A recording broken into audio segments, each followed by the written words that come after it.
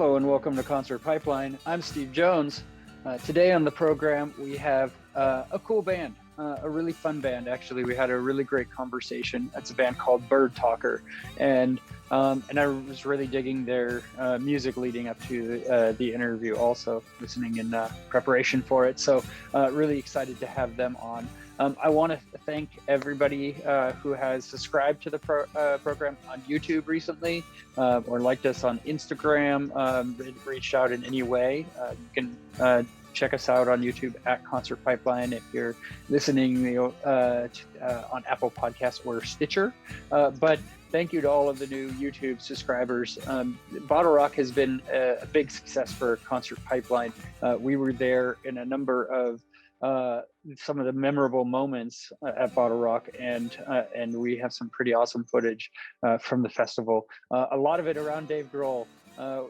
For those that have tuned into the program before, you'll know that I am a big fan of Dave Grohl. We talk about him on every podcast at the end of the program, usually doing a music news story that includes Dave Grohl.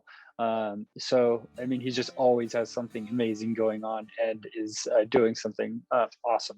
So thank you to those that have tuned in and checked out the footage that we posted of Guns N' Roses playing Paradise City, and Dave Grohl coming out to play that with them, and then the curfew hitting and the power being shut down. It was a really epic performance, and there's a lot of chatter. I mean, it's amazing to see all the comments on the video. Also, people, like who are big Guns N' Roses fans and saying, "Oh, this is so great! It's great to hear Axl singing and him and Slash together." And then others that are like, "Oh, Axl's voice is horrid.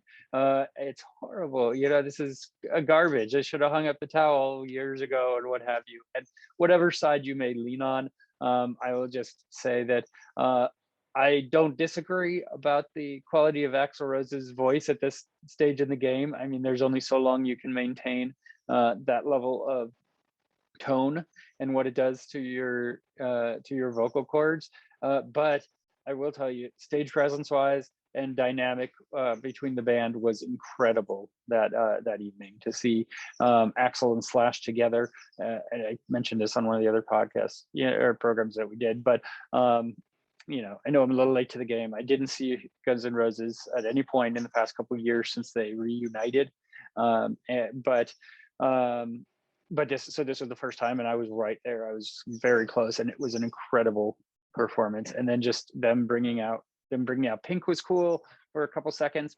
I was more or less indifferent in that regard, but I'm like, hey, cool, Pink. But them bringing out Dave Grohl was epic, and it's great. There are some people on the comments also commented towards a feud that Nirvana had with Guns N' Roses like 30 or years ago or whatever it is at this point.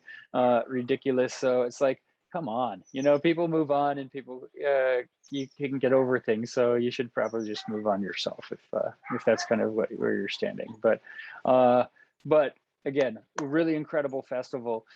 We have a lot of great bands coming up, and so I'm toying with the idea of putting out more than one program a week for a little bit to help us catch up, because like I said, we have Birdtalker today on the program. We also have Pat McManus Band, which is really cool. Wild Rivers coming up. The Zombies are doing a performance at Abbey Road Studios where you could it's going to be live streamed, so you could buy tickets to that. I recommend it. Really had a good talk with Rod Argent about that performance and so much more. And then a band of Silver. There's so much coming up here on Concert Pipeline. So the best way to stay tuned is to hit the subscribe button and continue to check out more programs that we have rolling out. So that's what's going on here. Nothing too much outside of that. I mean, pretty calm weekend overall. Besides that, we are gearing up towards duck hunting season, which I get really excited for. So if you're a listener or viewer of the program, you're going to be hearing a lot about duck hunting when we get to late October. But I'm looking forward to getting out I don't know how the conditions are going to be. I mean, there's not a lot of water in many places because it hasn't rained here, but it will be fun just to get out anyway. Hopefully hit a couple of birds. It's a really fun hobby of mine, and I enjoy those 3 months that I get to do that. So that's what we have to look forward to. So, like I said, Birdtalker is on the program. Honestly, I was expecting just the Zack and Dani from Birdtalker to be on the program, and then they came into the interview, and it was the whole band, which was really cool. They performed a song for the program. We had a great chat as well. So I'm not gonna waste a lot of time talking. I say let's just get into the interview with Birdtalker, and here it is. Nice to meet you. Seems like we're all around, so we'll start with the song, I guess, right? When you guys get set up, and start with the song. Cool. Is it whatever works for you? You know, we're totally flexible. So no, that'd be great. We will. Because then we can come in and like get resituated afterwards. Yeah, that's great. Okay, well then let's do this. Do you want the chair for the song? No, I'll take this little guy here. We'll do this. Is the video being used, Steve, or is it just the audio? We'll use the video for YouTube. Yeah, we're gonna use the video too. So. Okay. Oh well, then we will try to make it look good. Just pretty it up as much as you can. No pressure or anything. So, you guys look like you have a great setup there, though. Yeah, this is Brian's house. It's his little rec room converted into rehearsal space. It's really lovely. It works great for us. Nice. Is that where you recorded the album, or? No, we recorded the record at one of our friends' houses. His name is John David Tyner, JD, and we did it in his basement. He has a little studio there. Nice. Where we recorded our first project too. And we just came back and circled back and saw how each other had grown, and it just felt really good, really easy. Oh, that's awesome. Okay. And if we're lucky, we'll get a grunt out of Lee. Yeah, might get a snort. Might get a snort. Yes. Okay, you guys ready? Yeah, I'm ready. Yeah. This song's called "The Dream," and it's not a single on the record, but it's really fun for us to play, and we thought it'd be fun to share. We're here to have fun. Yes, we are. Okay, ready? 1, 2, 1, 2, 3, 4.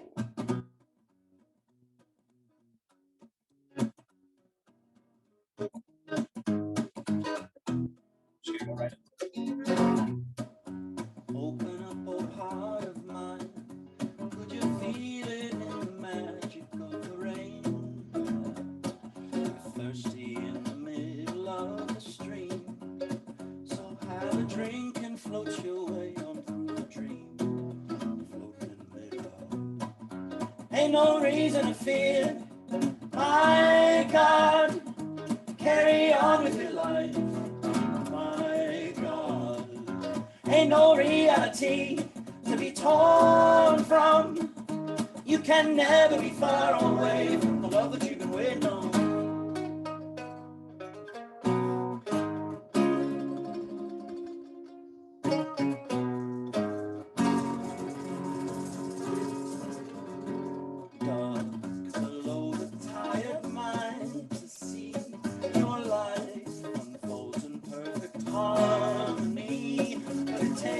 Different eyes sometimes for us to see. Ain't no reason to fear. My God, carry on with your life. My God, ain't no reality to be torn from. You can never be far away from the love that you've been waiting on.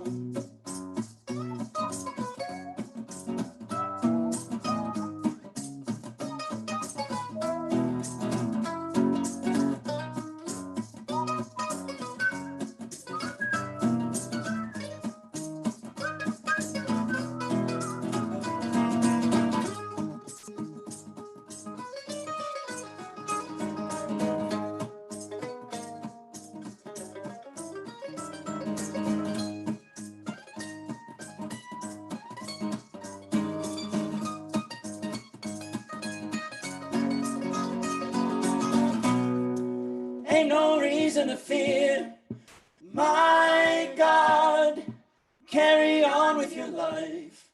My God, ain't no reality to be torn from. You can never be far away from the love that you've been waiting on. Ain't no reason to fear. My God, carry on with your life.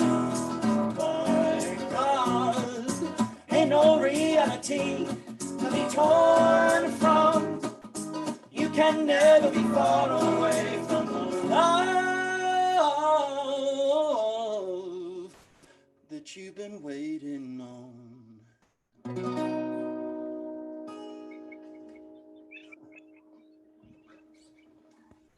Yes, love it. That was great. Well, thank you guys first off for starters. I mean, that's an awesome way to start our chat today. So I appreciate it and I appreciate you guys taking the time.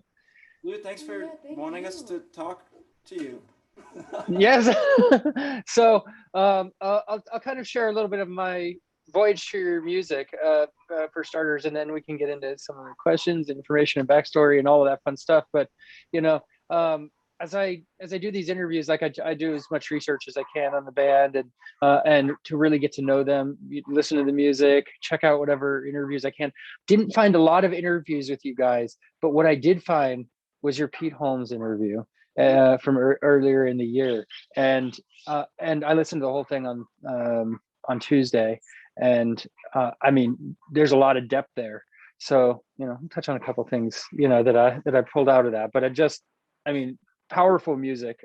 First of all, really dig it. Thank you. Start there. There's no question attached to that one other than and thank you for the music, because it is it's really been a joy to get to hear it and get into your stuff. So I want to start with Zack and Dani and kind of the relationship there, because what was interesting to me was you guys got married in about 2012, right? Exactly 2012. Exactly. I know the about piece probably not as relevant, but exactly 2012. But you didn't start making music together until later. Yeah, we had never made music before until we got married, and it was probably the next year. I think it was 2013 that we wrote a song together, and it kind of just kept rolling from there. Yeah, I very, very casually, with no ambition, made stuff in college and even post college a little bit. I had a couple friends that I lived with that, we'd get in the garage, and I had a friend named Nate who played banjo, and we'd learn like Earl Scruggs songs and riff on them and like change them a little bit and like add lyrics, and it was just for fun. And so I brought that energy into the relationship early on and would still do that on my own time. And yeah, the first song we wrote was I was stuck writing a bit, and Dani's brilliant. She's an English major, and I like the way she speaks and writes. And I just asked her for help, and something that would have taken me much longer took us a very short amount of time, and we just kept doing it because it felt good. And that's sort of how the first project was born. Yeah, and so beforehand, I mean, you both have musical backgrounds and kind of came up in music that in families kind of that had musical influences. I know you both started with kind of piano a little bit. Tell me a little bit about that, like how you got your start and kind of where you branched off to. I'll go first. Yeah. I grew up in a conservative church that was very focused on accurate harmony in the just like the casual worship setting. And my parents were two who took that very seriously and would have the proper like embouchure and vowels. And I think as a kid, I was just fascinated by how that sounded. And so very early on, I have, like, even before I could string sentences together, had an interest in harmony and voices. And then my mom was before my dad ripped her out of college to marry her, was the concert pianist at Pepperdine. And so I was exposed to piano in her exploration in the home, and also in the lessons that I took from her as a young kid. So that was sort of the inception of my like fascination with music. And notes and harmonies and all those little ingredients that go into making a song. Did it when you were learning the piano, did it feel like a chore, or did you enjoy it? I've talked to people, people who started with piano. That's a typical one to start with, and I've seen it both ways, right? Like that they push back on it a lot, but then come back to it later. So that Yeah, that is exactly what happened with me, for sure. My interest in tinkering was noticed by my mother, and she wanted to sort of shape it with knowledge and technical prowess, and I rejected that. Like within 3 weeks of lessons, I wanted to stop, and I did. And I'd still visit the piano, but it was still in a little bit of the shade of like, am I doing this right, instead of just having fun and exploring. So I sort of stopped visiting it for a while. yeah, had to be at your pace. So Yeah, exactly. and how about you, Danny? Yeah, I grew up, so my family's from upstate New York, but they moved down to Nashville right before I was born because my dad wanted to be a country music songwriter. So I grew up with him kind of making that dream come alive for himself. So yeah, so I grew up in a house where like there was just a lot of music playing all the time. I was kind of, absorbed it that way, and then got into piano lessons pretty casually, and like fell into that familiar storyline of like I was pretty much over it once I got to high school, so yeah, I kind of fell away from creating music really until Zach and I got together and started doing this project together. So yeah, so that's when I really came back to it for myself. Yeah. Did you ever write with your dad at all? Sharing that interest with him? No, it's funny. We've never written a No. song. No, but we should. I'd like to. That'd be cool. Is he still writing music? He is, yeah. My older brother does as well, and they're really, really good at it. So yeah, it's kind of a family trade. Yeah. Yeah. And for the rest of the band, I mean, you all met at college, right? And you were kind of making music since back then. I met Zach in college, and weirdly enough, sent him a Facebook message in our freshman class group about how we both like some of the same things, so we should totally be in a band. But at the same time, I had no business being in a band as far as my musical ability. And so it wasn't until, I don't know, 6-7 years later that actually came to fruition. And then Brian, who just stepped out, saw Zack and Dani play at an event. I guess the first ever time y'all played publicly. Yeah. Oh yeah. And Brian, carry on. How you got involved? Oh, nice. You were there because you knew my sister. Yep. Right. Yep. And you very bravely came up to us afterwards. It was brave to me. Yeah, And you wanted to jam, right, Brian? exactly. I was like new in town and just wanted to get involved with people who played music that I liked.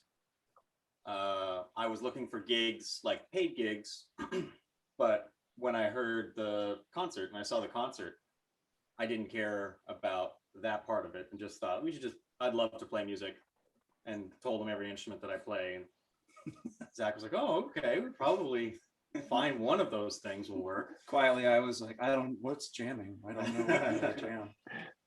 So yeah. Yeah. Oh, go ahead. Yeah. Oh, I just encouraged them to come over to my small apartment in Hillsborough Village and kind of iPhone recorded, like just to play your songs, and was sort of trying to learn them and recorded them on my phone so that the next time I saw you guys, I sort of knew how the songs went. And they kind of went from there. Mm-hmm.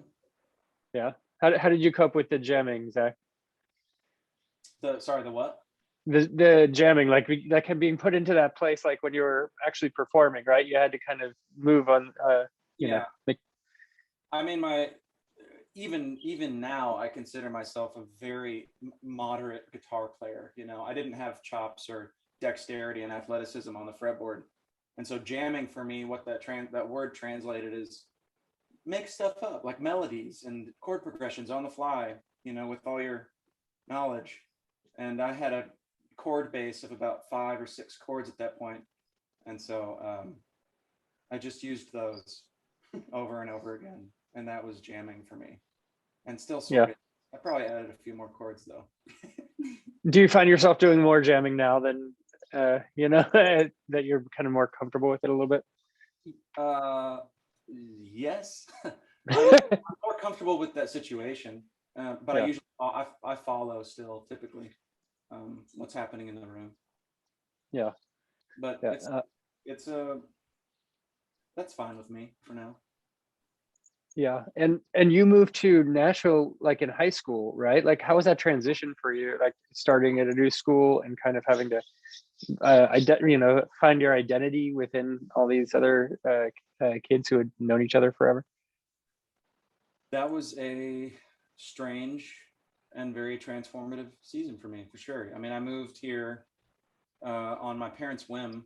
I had a sister who was doing things that they disagreed with on a like an ethical and moral level. She was sneaking out and drinking and smoking some weed. We lived in Seattle, Yeah. and she's 2 years older than I am. And they looked on the internet for Christian schools in the Bible Belt and ordered an information packet on one in Nashville.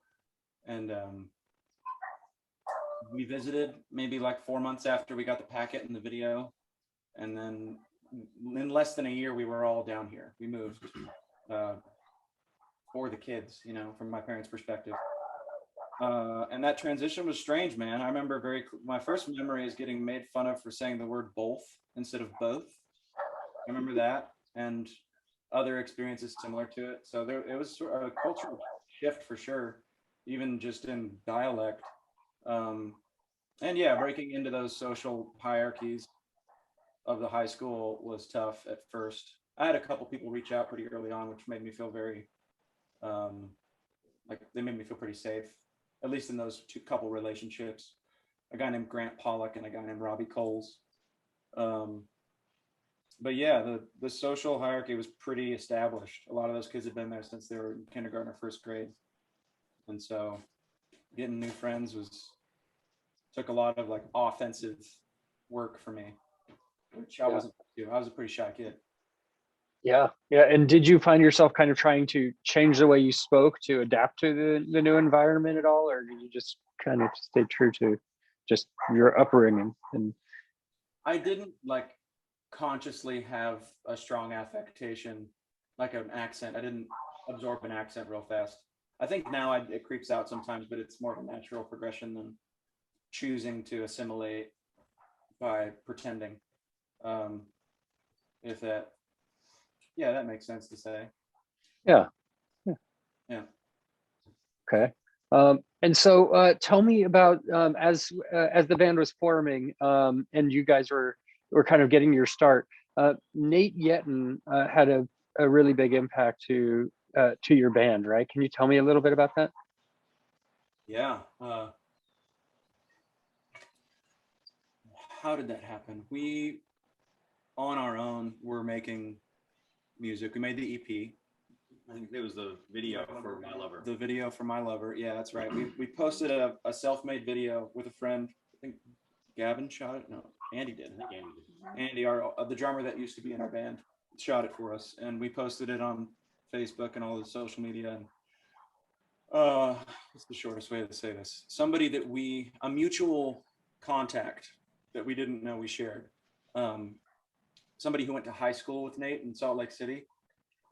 We had met, and they like tagged Nate in the video, in the comments. And shortly thereafter, we had a message in our direct messages. He slid in there and said we should get coffee. And I didn't know who it was or why I should want to get coffee with him. And then I Googled his name and I saw his resume, and I was very flattered and incredibly nervous to talk with him, because up to that point we had no real ambition. I mean, Brian had put a fire under us a little bit to just play shows, because most of the music just lived in a bedroom for a couple years, mostly 1 year. We just practiced, not working towards anything except for getting the songs right, I guess.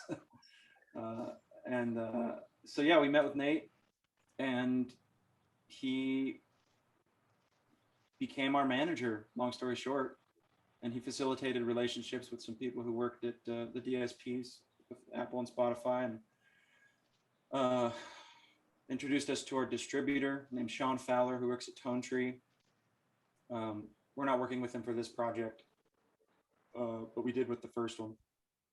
Yeah, he basically facilitated an incredible depth and just our roster, like our team. He helped us assemble our team when we didn't know what the hell we were doing.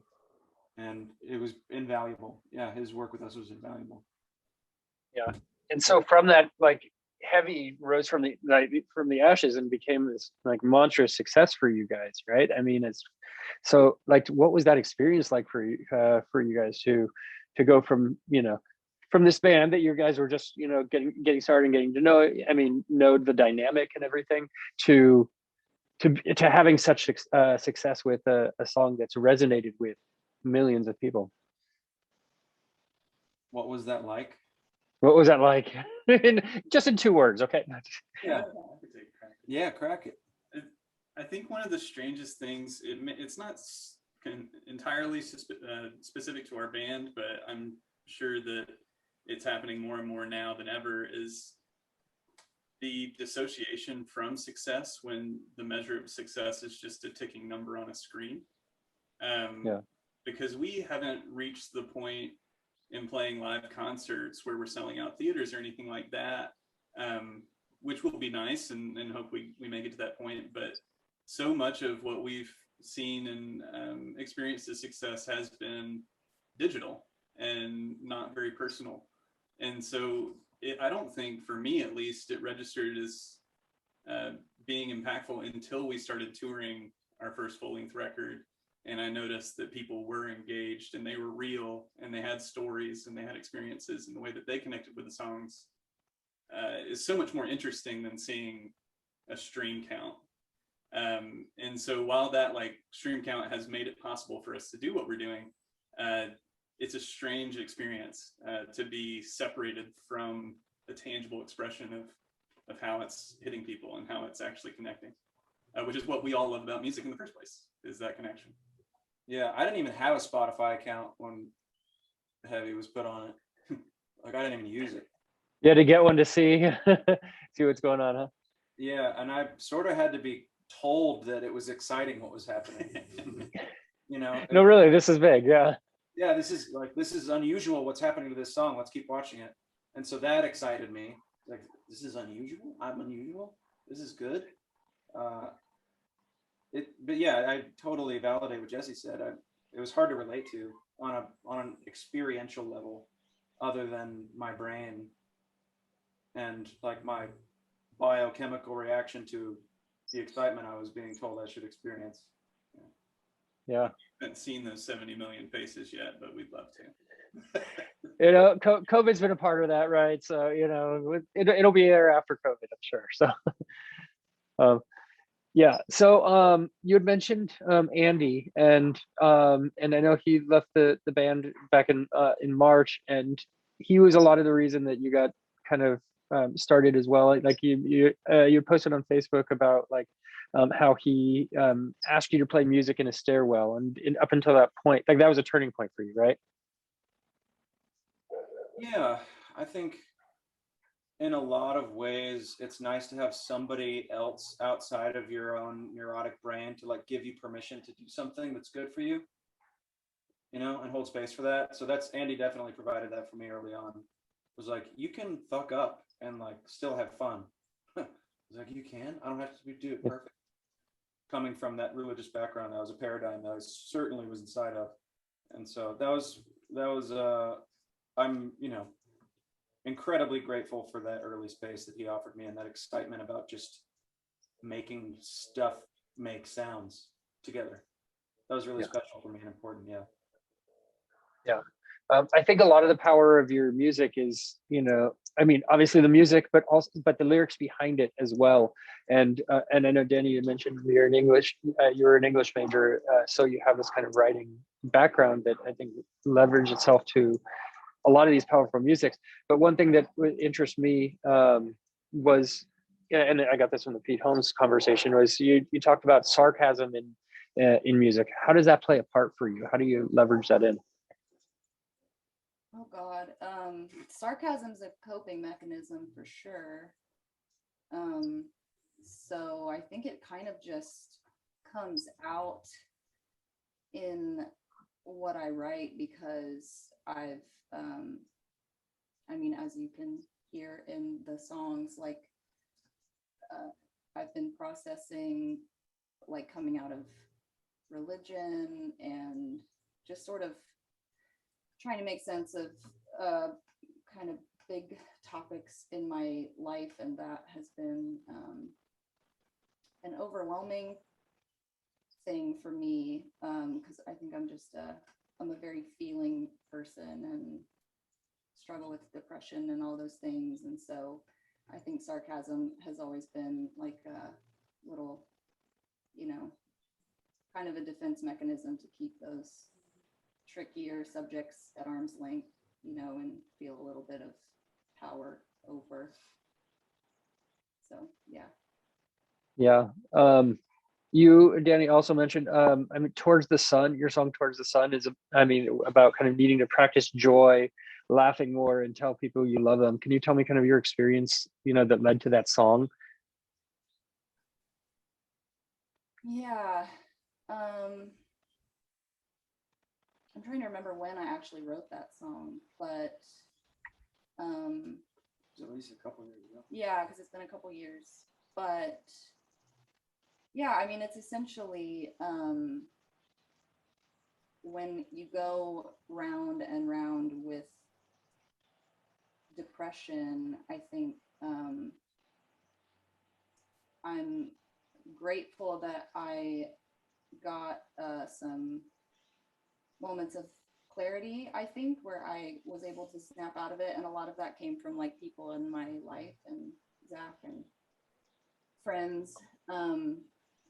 And I think I've really needed that, like people to kind of snap me out of it and get me out of my head and bring me into just the life that's right in front of me. And so that continues to be a practice. I mean, I was on the floor in tears this morning, and then like just had to roll the windows down on the way here and belt out Rufus Wainwright and just like let it all be okay, like let the things that are right in front of you kind of be enough.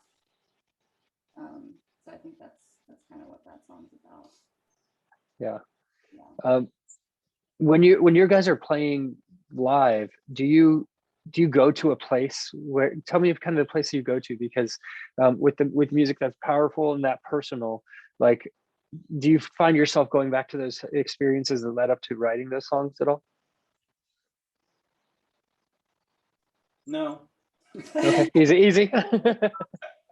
Sometimes yes, but that is a rarity, and that's not a value statement. Like those are very rich experiences. Maybe before a show I talk to somebody and they're very eager to tell me how a song has impacted them and the whole story behind why. And in the wake of things like that, it's very easy for me to, when the song in the set list comes up that they're referring to, it's like I see Ashley or whoever in my brain and remember that going into my own shit or going into hers or going into any of ours is a way in for other people too.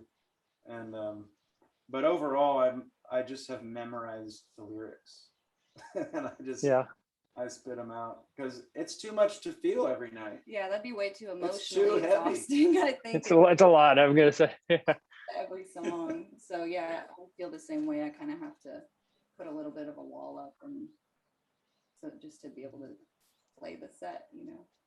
I'll say definitely, as somebody who doesn't write the songs, there's certainly times where those lyrics and seeing people sing them back will sneak up on you. For sure. Yeah. Hit you right in the face. Yeah. It does happen. Yeah. Being in Nashville, I know Grand Ole Opry is like kind of a milestone venue to be able to play, and I've talked to bands that have played there, and it's just this incredible experience. What was that like for you guys to be able to play there? I cried. Yeah, it was I was shaking, like I walked on stage and I was upset. I wasn't supposed to be there. My brain was telling me, but I was, and it was because of things that we made. And it was overwhelming, both in my body's reaction and in my brain. It was very, very, very special. Something I will not forget. Very, very cool. Like cool is, it was cool. That's not even close to the right word. It was incredibly validating. Not in a way like a puff up way, but just that we were on the right track. We weren't just messing around. We were doing something that was important. Yeah, it was like a physical experience of being a part of like the story of music with a capital M, like being a part of a place that had such history to it, and like we were stepping into it and playing our music there. I think maybe that's what was so overwhelming about it to me, was like, oh, I'm a part of this much larger story of music. And that's a nice way to say a that. really overwhelming feeling. Was there a piece of it also that was like, okay, you've, growing up there or being there since high school for you, Zach, you've seen a number of shows there, and you never in your wildest dreams kind of thought you'd be on the other side of the stage looking out? I didn't go there very much growing up, but I definitely knew its mystique. Yeah. And, it felt very far away from an actual experience. It felt like that's where they go. That's where Elvis Presley goes, So in like a intellectual thought experiment way, yeah, I had quietly imagined myself there, but not because I had been there a bunch and daydreamed about it. Yeah. I want to talk about one other thing before we get into the new album. Humbear is a kind of a side project that you two have, and tell me a little bit about that, and if it's something that you're going to kind of bring back. Yeah, it was a chance for us to collaborate with other producers in town and write music that was more geared for sync, and kind of just have another branch of our musical lives where we did that outside of Birdtalker. So yeah, that's what that is. And it was really writing what we've written for Humbear so far they've been really great experiences, and we've made stuff that we wouldn't have made otherwise, and so it stretched us a bit, and it's been really fun. So yeah, I imagine that we will revive it probably after this year. So yeah, it was interesting to go into a room and to have somebody basically tell me they know how to make a song, and then to make something within those confines. Like, this is where this happens, and then we wrote that part. And our experience writing songs together and separately and as a band doesn't feel that way. It feels much more floaty and open, for better or worse. So it was kind of it was nice, and maybe it even gave me tools. I haven't really thought about this very much, to just have access to a different way. It was beautiful meeting all of the producers. There's very sweet, kind, and talented people.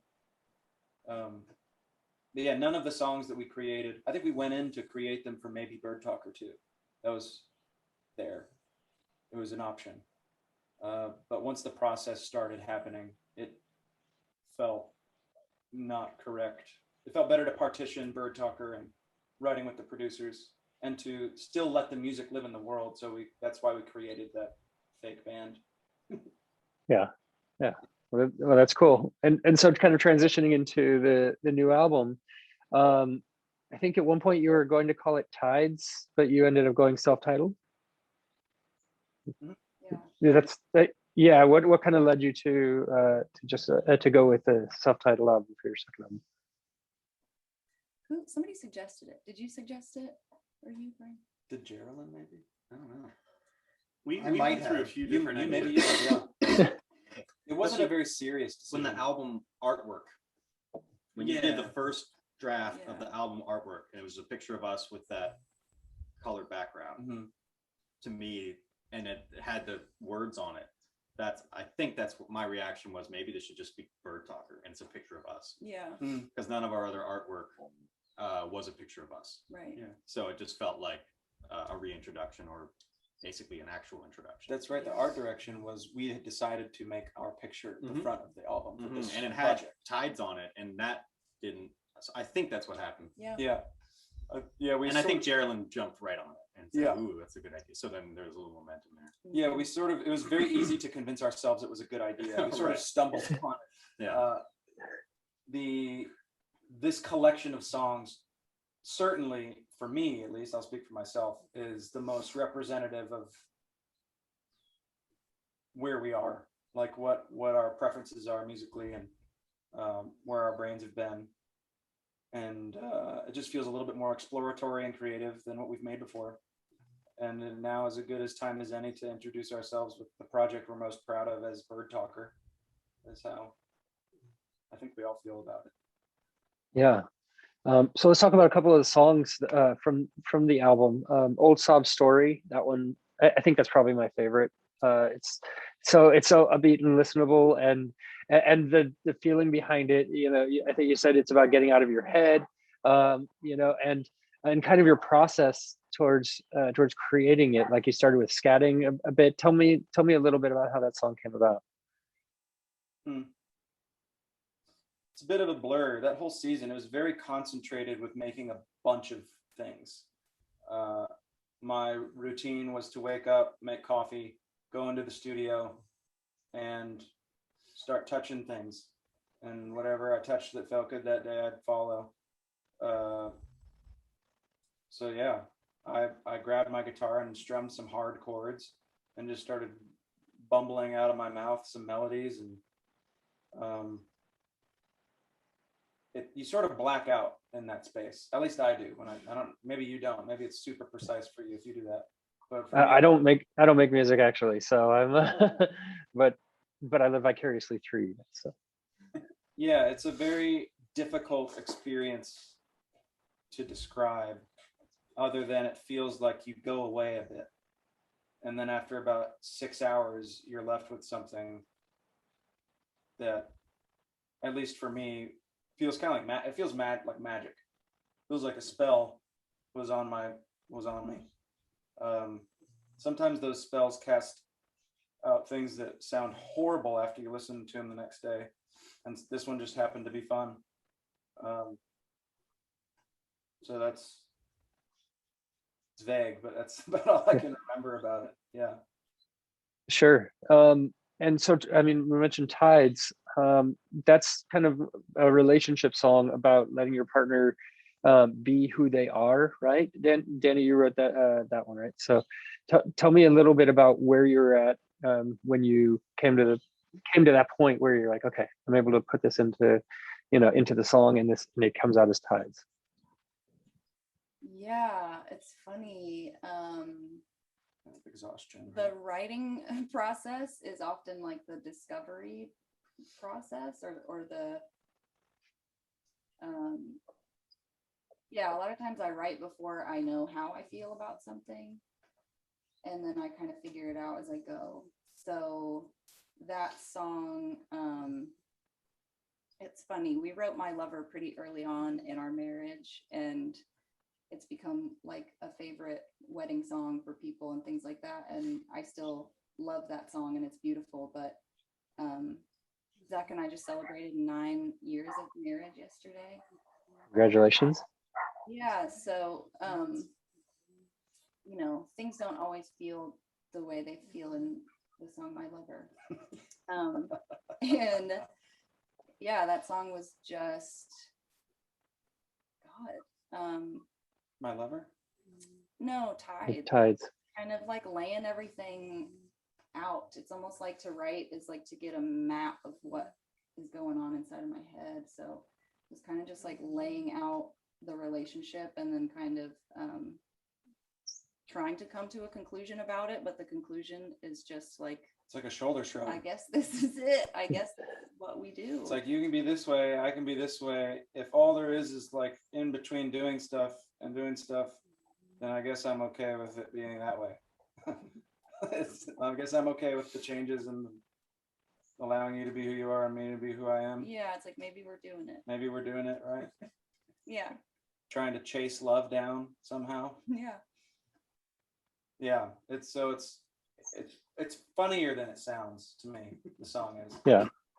Yeah. Well, along those lines, like being married and then kind of having to, okay, so you're making music together, right? And at the end of the day, you have to still be married, but you're wanting to write about, personal and emotional things. Like, where is that line for you guys? Are you comfortable being vulnerable in that space and being like, okay, look, we got these songs, and we can move past it at that point? Boundaries are a real struggle for us. Oh yeah. So it does mostly feel just like a big blurry mess. And there are times that I really resent how much of our personal life is like tied up in all this stuff. Yeah. Because that it gets tricky, and it's you don't always want to feel like you have to lay all your cards on the table, even though that is kind of what we have signed up to do by making music the way that we do. So yeah, I would say we try to maybe separate music from the relationship, and I don't know if we do that very well, but I don't know. I mean, this Tides is our second directly relational song. Like nearly everything. We don't usually discuss a rub between you and I in a song. It's usually something you've discovered about your internal world or me doing mine. And then holding space for each other in those explorations. Mhm. So like directly, we don't like sort out rubs in songs, if that's sort of what you're asking. We sort of explore our own rubs. Sure.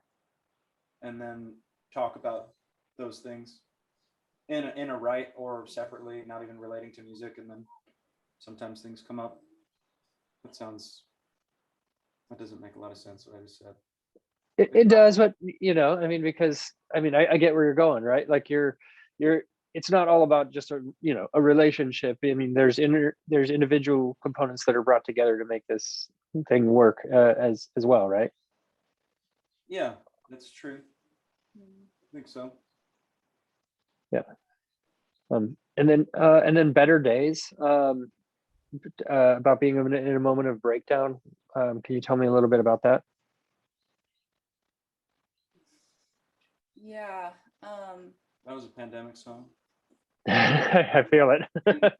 But not like Yeah, about the pandemic No, necessarily. just like you're in this situation, not about the pandemic, but it's just like it led to that, right? Like Pandemic was the backdrop, so yeah, it's that's definitely there in it.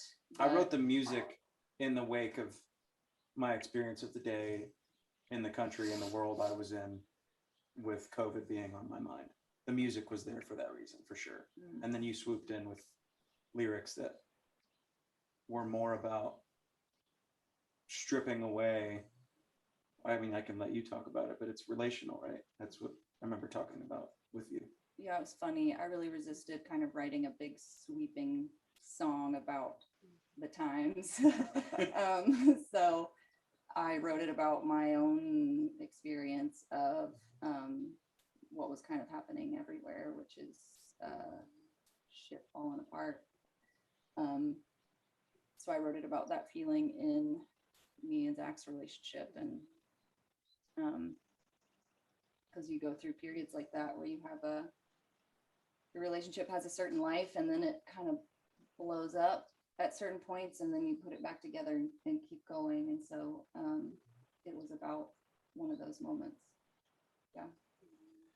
yeah, and getting through this past year and a half plus, like, I mean, has that And putting this album together ultimately during that period. Like, tell me about that process of kind of, I'm sure it wasn't exactly what you went into it with. Like, you had these ideas beforehand, and like, what was a timeline in terms of when it all solidified to become this incredible album? I use the word incredible, by the way. I really do love it. So Thank you. We do too. Honestly, I think all of us really love it. Yeah. 2020, March, April, May was coming up with ideas and making demos. And I think we wrapped the final song in the studio in August, maybe that year, 2020. One of the songs was written during our studio time. Not all together. I made something at the house and brought it in, and everybody's like, yeah, that's that one. That one's great. We got to do that one. That was Apes in a Daydream. I love that song so much. So we finished it in August-ish. And we have management. No. James and Geraldine were sort of working with us, but we weren't signed, or Not were we until still like public? November or No, we something. didn't do that. So it was in the winter of 2020. Mhm. Yeah. Yeah, so we didn't have management. We just went into a studio with a friend and made music, and had a lot of curiosity about what was going to happen to it, because we weren't working with anybody at that point, except for our business management, who was helping navigate our finances a bit. So we poked around for management, took some meetings, and nothing really felt super aligned until Geraldine Sawyer and James Garner, who also manage a band that Brian is in, Tanya Tucker. We spent some time together, and then took a formal meeting, and it felt really, really good on most all levels. Interpersonal, the idea of where we were going, how we wanted to go about doing it, everything just was validated and lined up. So we've been working with them, and they poked around for a record label, and we eventually landed on Anti-Fragile. And we're still even building our team. Like, we just hired a radio promoter and are about to hire another one for adult contemporary. And we're still building the team a little bit, and the record's not quite out yet. It's still a story. It's the pages are being blackened still. yeah. And along those pages being blackened, like, are you planning a tour to support the album? I know you have a couple of shows lined up, but what does that look like for you? We got 30 shows lined up. You have more than a couple shows, okay? Yeah, we have Yes. a tour plan. It's called the Tides Tour, and it's going to be all over the United States. And one show is currently still planned for Vancouver. We're not visiting the Midwest or Florida really, but besides that, we'll be visiting from, I believe, October 1st through November 21st. We're going to be on the road. I think we're home for about 8 or 9 days in between runs, but yeah, we're going to be out. We're going to be out trying to share it. And there's a little floatiness regarding COVID. We haven't made a statement as a band what's required at venues, and venues usually have their own policies. So we're filtering through all of that right now. But as of right now, all the shows are still on, and yeah, we're thrilled. I mean, we're here today. We're going to practice a couple songs and hopefully start getting to a rehearsal space with an in-ear rig and monitors, and full volume, which we haven't done in quite a while, so that we can hone in transitions and sounds. And yeah, we're gearing up for that full tour. That's right. I forgot I had seen that. You guys are coming out here on the West Coast too, and playing Sacramento, Petaluma, Berkeley. So you have a bunch of shows here in the Bay Area, which is cool. I'll try and make it out to, I think I might be able to make the Sacramento one. So it'd be good to see you guys live. So Never played there before. Yeah, we've never been to Sacramento or Petaluma.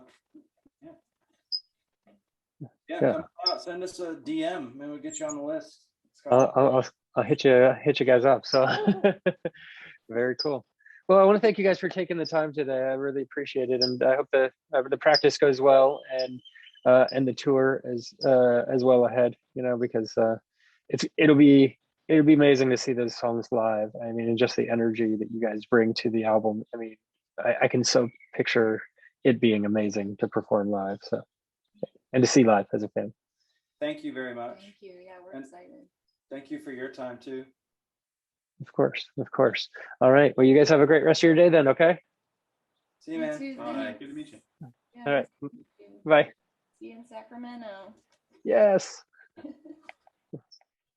That was the interview with Birdtalker here on Concert Pipeline. And that takes us to the final segment on the program, the music news.